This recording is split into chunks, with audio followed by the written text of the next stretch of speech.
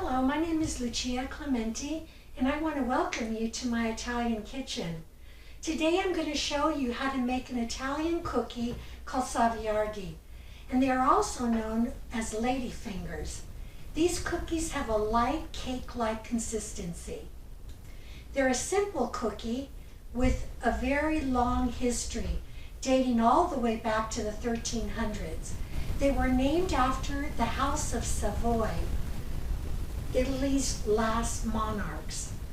They are originally from Piemonte, but they also arrived in areas where the Savoys ruled, such as Sardinia and Sicily.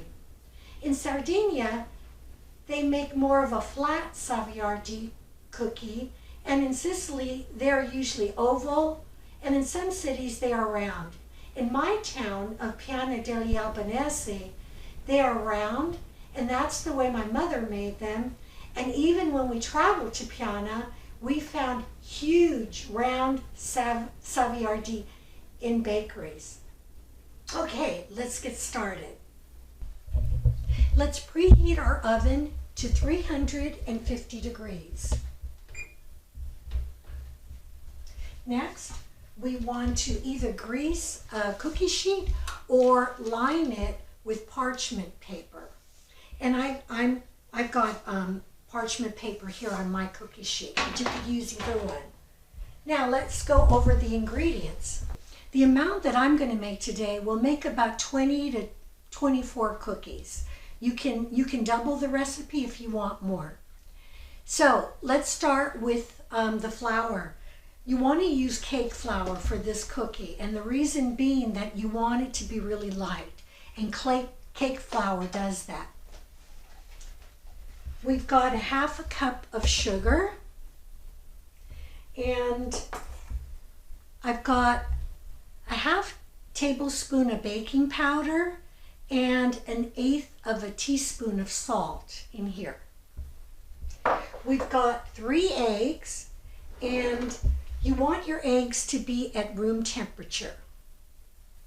We've got a half a cup of vegetable oil. I'm using coconut oil just because I like it, but you can use any vegetable oil. Also, we're going to have a tablespoon of vanilla extract. Now, let me talk about the confectioner's sugar. Now, this is optional. I personally think that these are sweet enough just with the half a cup of sugar, but if you want more sugar to put over your cookies, you can do that. I'm going to now measure out my dry ingredients, the flour. So I'm spooning out enough for 2 cups of flour.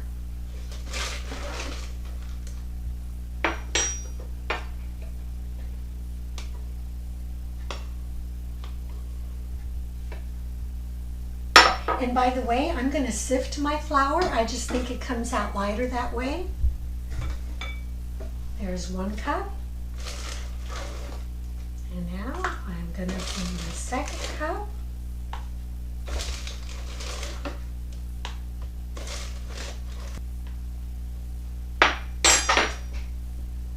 And level it off. There we go. And then I'm going to take my baking powder and salt, and I'm also going to sift it in here.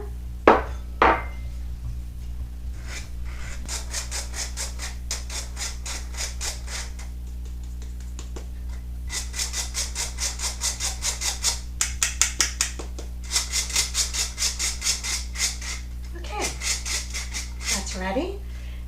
Now, this is something interesting that I found with this particular recipe, and I'm going to show you how I'm going to do this. So I'm going to go over here to my food processor. I'm going to put the sugar inside my food processor and just process it for a few seconds. In fact, I'm just going to pulse it.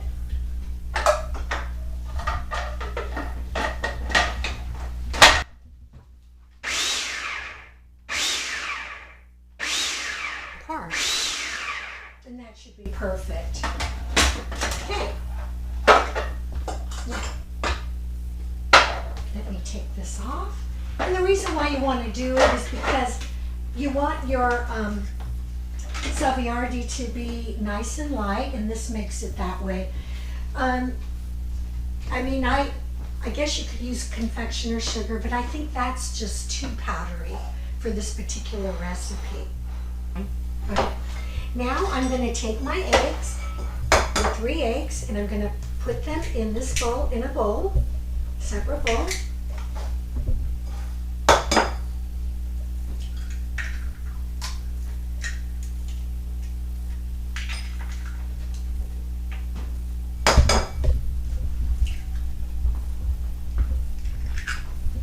And I'm going to add the sugar.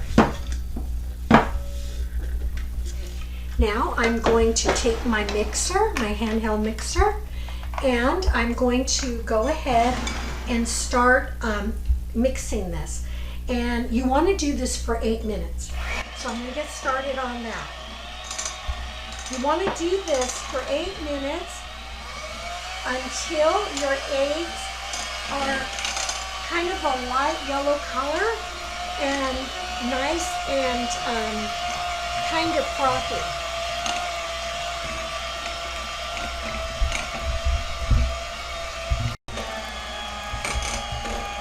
Now I just want to talk a little bit about beating the eggs. You'll find that some recipes call for beating the egg yolks and the egg whites separately. To tell you the truth, I tried it both ways, and I found this method that works a lot better, okay? So I've been mixing this for about 7 minutes now, and you can see it's got kind of a light yellow color, and it's getting very thick. And that's the consistency that you want when you're making this. The next thing I'm going to do is add the oil and mix it until it's incorporated, like so. So it looks pretty good.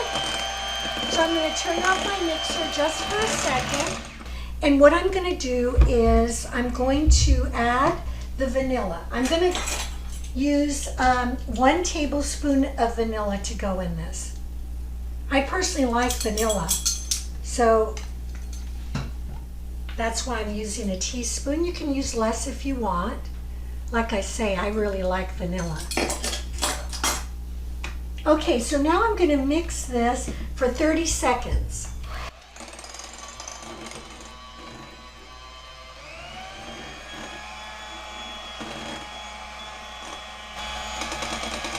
Okay. Now the next thing we're going to do is we are going to add the flour, and we're going to add the flour little by little, and then we're going to do this feed it for about 1 to 2 minutes. So I will gradually add the flour. You can see this. So I'm just kind of stirring it in with my mixer.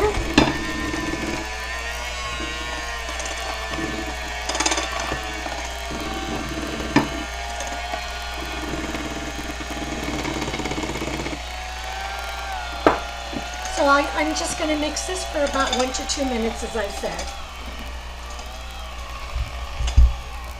You want it to be nice and smooth by the time we get done with this.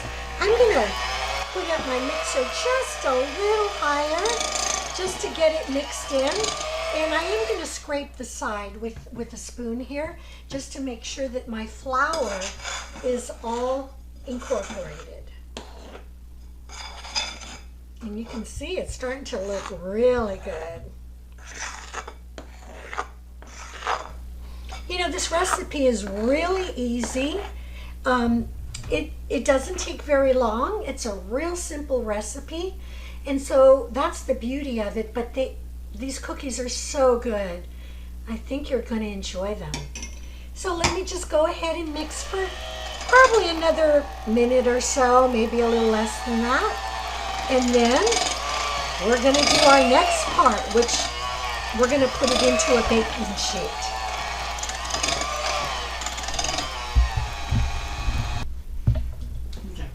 Now the next step, what I'm going to do, I'm going to fill this bag. It's just a Ziploc bag, and I'm going to use this instead of a pastry bag. You can use a pastry bag, but I tried it the other day and it didn't work too well for me, but I found this worked a little bit better for me. So I'm going to put my batter in to this bag. And by the way, this is really messy. So if you want to do it in a neater way, you can always just use a spoon and spoon it onto your cookie sheet. I'm going to try this because I tried it the other day, and like I said, it turned out a lot better. So I'm going to fill my bag, and then I'm going to, once it's filled, I'm going to cut a little corner, and then I'm going to squeeze it out onto my cookie sheet. Okay, I'm going to close up my Ziploc bag, and I'm going to cut a little corner in it.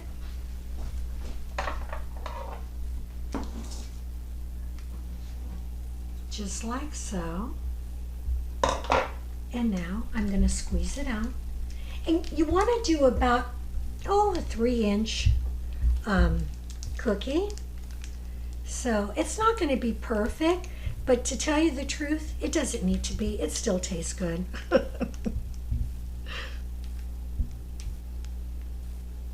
Okay.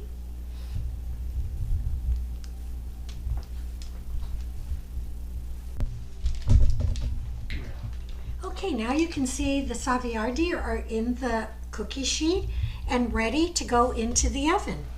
And we'll bake these for about 7 to 8 minutes.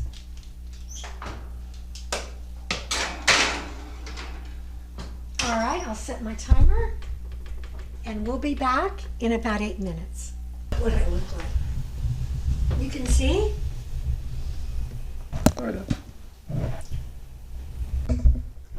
So it looks like our cookies are ready now, so I'm going to take them out of the oven. And one thing you want to do, even though they look light, don't let that bother you, because the truth is you don't want to overbake them because they'll get too hard, and you want them to be like a cake-like texture. So what you do is you cool it on a rack. So we'll do that and let them cool for now, and then we'll come back once they cool and I'll show you what to do next.